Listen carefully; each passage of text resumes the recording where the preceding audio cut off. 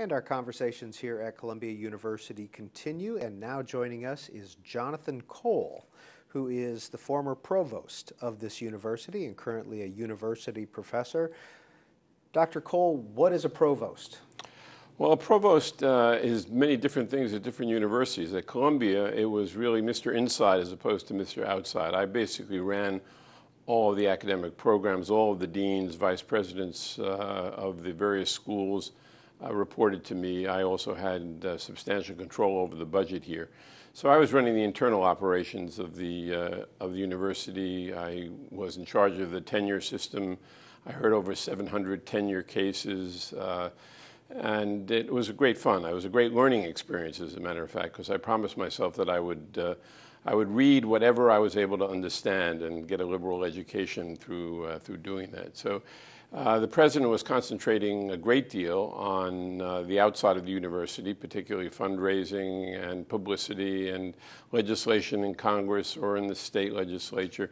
No extraordinarily important decisions were made without his approval, of course, but I was basically running the inside of the university. So much like a COO. That's right. And what do you do now at the university? Well, I went back to my first calling, my first love, which is teaching and doing research. The trustees were kind enough to make me a university professor, which means that you can teach at any school at the university. You're not limited. There's no boundaries on where you can teach if the deans of those schools will have you. And I've had an opportunity to teach in schools from journalism to architecture to the law school to the college, of course, Columbia College, and graduate students, of course. What is your field? I helped develop many years ago, it seems like it was yesterday, but it was really about 45 years ago, the field of the sociology of science, when people thought that science was produced by great minds, individuals, but didn't understand that there was a social system that actually was influential on the growth of ideas and the growth of knowledge. That, I should say, had held me in great stead when I became provost, because I realized it was the system that counted. Well, we invited you on BookTV to talk about this, your book, The Great American University. How many great American universities are there? I would say that probably are about 100 to 150 great American universities, and that has to be put in context of over 300 universities that offer PhD programs and over 4,000 colleges and universities in the United States. So it's a relatively elite group of universities, not elitist necessarily, because I think they actually have more funds and resources to incorporate into them people without means and students without means, but they are among the top universities in the world. How do you define a great university? Well, it has to do with the transmission and the creation of new knowledge. And I think the reason why American universities dominate the set of great universities in the world, 80% of the top 20, 70% of the top 50, 60% of the top 100, by most official counts or surveys or whatever, is because of the research discoveries that they have made that few members of the public really understand or realize that it come from universities. I mean, things like the laser, things like the global positioning system, the cure for childhood leukemia, all of these things had their origins at American research universities, and there are great discoveries that are being made every day at these universities.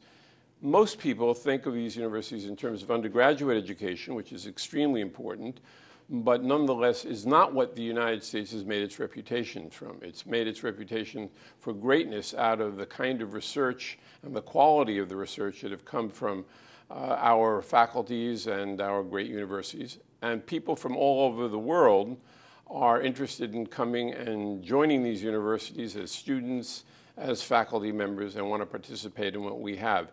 It probably is the only industry where we have a favorable balance of trade in this country, and it is one where we still dominate, I would say, the set of the great universities, and probably will for the next 20 or 25 years. What I'm working on now is trying to rekindle an ancient debate about 100 years old about what a great university ought to look like, let's say 30 or 40 years from now. And despite the fact that we are at the very top of the mountain, we should really rethink the things that we are doing now and try to improve upon them. Okay, 3 questions from that answer. Number 1, you called it an industry. Yeah. Why? Well, I think that it's producing something. It's producing something that's not depletable, knowledge, which is not depletable. If you have it and I have it, it doesn't mean there's less of it for the world. And we're trying to produce that knowledge in a way that everyone in the world potentially can have it and can benefit from it. In fact, we even sell our knowledge to some extent today, so it makes it more industrial in that regard and closer to industry, since we own the intellectual property which comes from the discoveries made from federal research grants. We have close links to industry today, much more so than we did in the past. In short, the great American university is no longer isolated, it's no longer a cloister.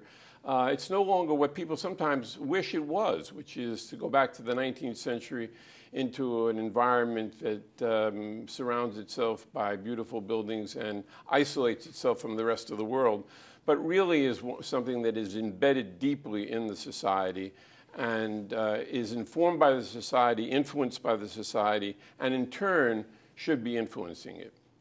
Number 2, you said we'll be on top for another 20 to 25 years. Most people are worried about foreign competition in this realm of higher education, particularly from the Chinese and from the Indians and Asian countries, Japan, Korea. I'm not as worried about that as others. First of all, I think it would be a good thing if we had more great universities, and the competition would do good things for the United States. We would find more cures for disease. We might get to cures for cancer more rapidly if we were competing against great Chinese universities. So I don't see that as a bad thing. I think, unfortunately, those societies still have a long way to go to put into place the value system that is necessary for greatness. For example, you cannot have, I defy anyone to tell me of a great university system that doesn't have academic freedom and free inquiry. And that's something that I have worked with the Chinese about, and they genuflect to the idea of free inquiry and academic freedom. But when it comes right down to it, if you argue against the state's policies, you wind up at a different and second-class university. So it's not clear that they've truly internalized this. And I think their best students understand this when they want very much to come to the United States and to be part of this engine of innovation, which the American university is today. Well, you said you're not so much worried about the rise of the Chinese universities, et cetera. Is there a threat then to American dominance in higher education? I think there is, and I'm very, very much concerned about the internal threats. To paraphrase from the old cartoonist Walt Kelly and his famous cartoon character Pogo, who said, "We've seen the enemy and he is us." I think that really we are the only people who can destroy our own jewel in our nation's crown.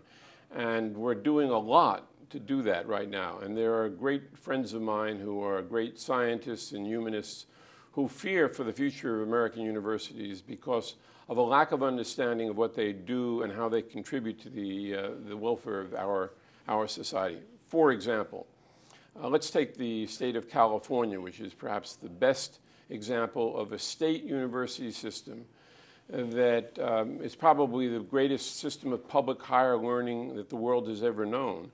And it is being strangled. Its budget is being cut by 25% a year. If that continues, they will lose their greatness. They will not be able to attract great faculty members. They will not be able to attract great students, not the research grants. They won't be producing the kinds of discoveries that they have in the past. There won't be a Silicon Valley associated with the University of California or Stanford. So I'm much more worried actually about the public university systems, which now produce the majority of our PhDs, the majority of our undergraduate degrees, and that are literally being starved to death by the states who don't realize that it is much easier to maintain and sustain greatness than it is to recreate it. And if they fail to sustain this greatness, they're going to find it extremely difficult to rebuild it. Professor Cole, what about the student loan issue? Is that a threat to the fact that there's $1 trillion out there in student loans? Is that Is that a threat to the system? I think it's a mixed story. I mean, ironically, the wealthiest universities